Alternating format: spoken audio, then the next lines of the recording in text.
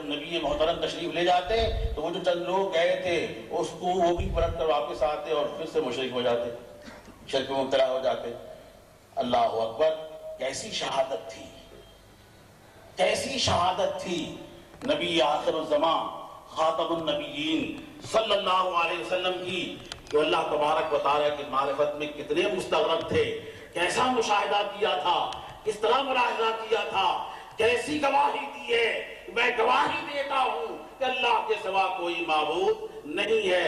آج اس گواہی کا فیضان ہے کہ اربوں انسان مسلمان ہیں، اسی گواہی کا فیضان ہے۔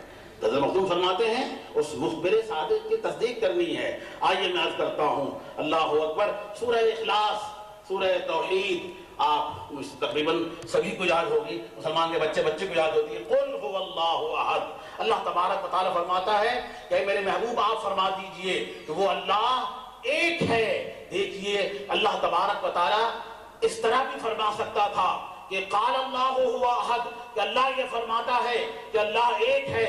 اگر اللہ تبارک و تعالیٰ اس طرح فرما دیتا، کلام میں کوئی کمی نہیں ہوتی، کوئی جھوٹ نہیں ہوتی، کوئی نقص پیدا نہیں ہوتا، کیونکہ اللہ ہی کا یہ پیغام تھا، اللہ ہی نے بتایا تھا۔ اللہ تبارک و تعالیٰ نے اپنے محبوب علیہ السلام کو اللہ کے بندوں کے پاس بھیجا کہ جا کر شہادت کو اس بات کی کہ اللہ کے سوا کوئی معبود نہیں ہے۔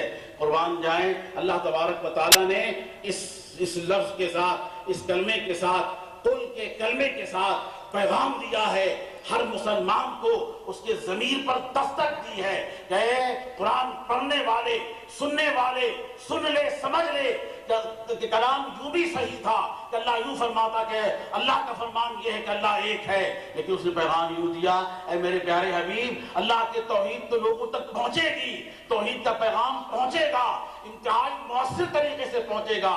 بات جب بنے گی اپنی پیاری زبان سے، تم کہہ دو اللہ ایک ہے۔ نعرہ تکبیر، نعرہ رسالت، اہل سنت، فیضان اشرف، اپنی پیاری پیاری لبوں سے اپنے زبان کہہ دو هو اللہ احد، تاکہ لوگوں کو معلوم ہو جائے کہ محض لا الہ الا اللہ کہہ دینے سے بات نہیں بنے گی۔ جس عقیدے اور ایمان کے ساتھ، جس اخلاص کے ساتھ، جس محبت کے ساتھ لا الہ الا اللہ کہا ہے، اسی محبت کے ساتھ جب تک کہ تم محمد الرسول اللہ نہیں کہو گے، مومن ہو نہیں سکتے، مومن ہو نہیں سکتے۔ قل هو اللہ احد، اللہ کے یہ توحید کا پیغام ہے، اللہ کی وحدانیت کا پیغام ہے۔ اللہ تبارک و تعالیٰ نے یہ چاہا کہ اللہ کے توحید کا پیغام اس کے محبوب علیہ السلام کے لبوں سے نکلے، ان کی زبان سے نکلے۔ اے میرے پیارے حبیب، تم کہہ دو، تم کہہ دو، تاکہ لوگوں کو معلوم ہو جائے کہ تمہارا مقام ہمارے دربار میں کیا ہے، تمہارا مقام ہمارے دربار میں کیا ہے۔